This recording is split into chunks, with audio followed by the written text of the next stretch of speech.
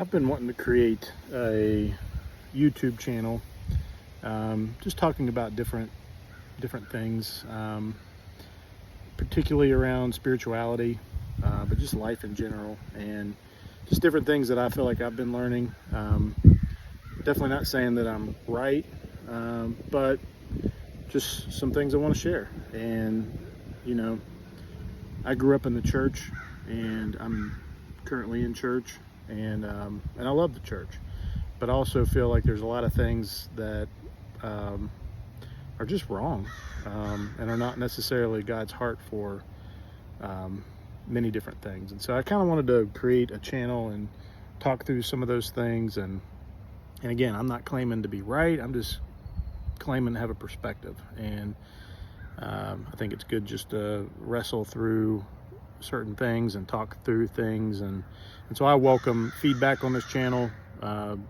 directly, indirectly, comments, but also, reach out to me directly. Would love to talk over coffee or over the phone or Zoom, Teams, whatever, video chat.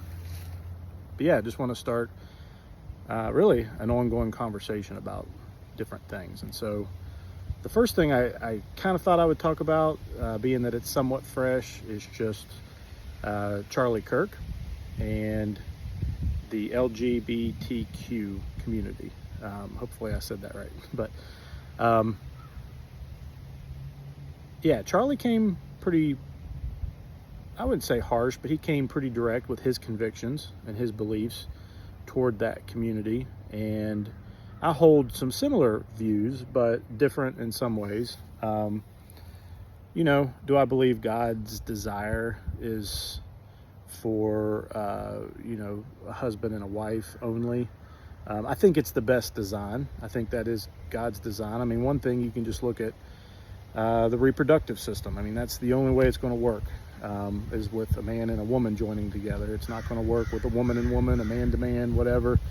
So to multiply, to grow and build community and build your family, like, that's the only way it's going to work. So I think there is a design element to it. There's a what works best in that regards. And so I do think that's God's design for it. Now I think where I may disagree with Charlie Kirk is, and where I would have maybe taken a little bit of a different approach. Now granted, Charlie Kirk, I think he was an amazing guy, and what a platform he had to be able to, and just brilliant, to study the way that he did, to remember things, to articulate it, to debate, to go on college campuses and do all that he did. Like, just amazing. My hat goes off to him and his family as they continue to grieve the loss of that amazing man.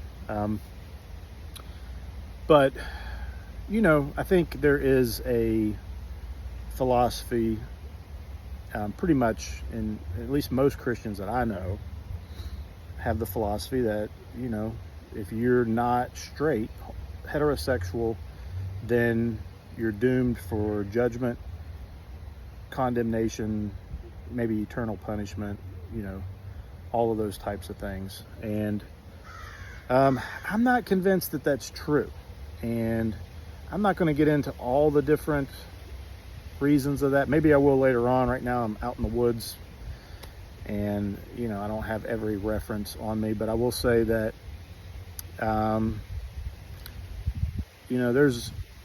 there are a lot of scriptures where, especially in terms of eternal condemnation, that I believe have just been taken out of context. And especially when you look at the original language and who, Jesus or Paul or anybody in scripture is talking to, I think there's just a lot of room for misinterpretation. And I think over the years, many years, Christian philosophers have come up with this idea of eternal condemnation and eternal punishment that I think needs to be challenged. And I know that's not a popular view, but I do think it needs to be challenged.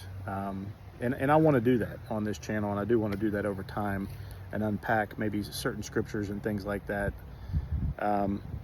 But it's a harsh message, and I think that's a huge issue that a lot of the homosexual community has beef with, and in my opinion, rightfully so, is that Christians can come kind of with a chip on their shoulder and just like, hey, this is the way, and if there's any other, choices that you make, you're doomed for eternal punishment. And that's kind of harsh. And so I want to challenge that. And again, we'll look at those scriptures in future videos, but just know that if you really do dig in to the particular scriptures that talk about hell or eternal condemnation or eternal punishment, there's context that you have to look there, and there's interpretation issues there that at least say we need to hold this as I'm not sure. Now maybe there is, eternal condemnation, eternal punishment, but I think the original language at least suggests that we need to have some tension there, and we need to say, I'm not sure. It's not 100% without a doubt, this is concrete theology or philosophy that without a doubt, if you're a homosexual man and die in the act of, being a homosexual, that God's going to eternally judge you. And so I kind of feel like that was a little bit of a message of Charlie Kirk and many, many, many others. And so I just, on behalf of Christianity, as one who does love Jesus, want to say I'm sorry for that, because I think not only is that harsh, but I don't think it's accurate theology. Now, I'm not saying that there's not a hell. I think there's hell on earth, to be honest, and a lot of us are in that many a times. I've been on hell on earth in my life in different stages, and I'm sure many viewers here can relate to that. And I'm not saying that there's not even maybe a possible place that you go after death, but I think eternal condemnation, and from a loving, unconditional loving Father, like you're starting to have a contradictory message here of an unconditional loving Father, but one who, if you don't choose him, is going to send you to eternal hell, eternal punishment, eternal everlasting fire. I got a problem with that, and I think many other people have a problem with that too.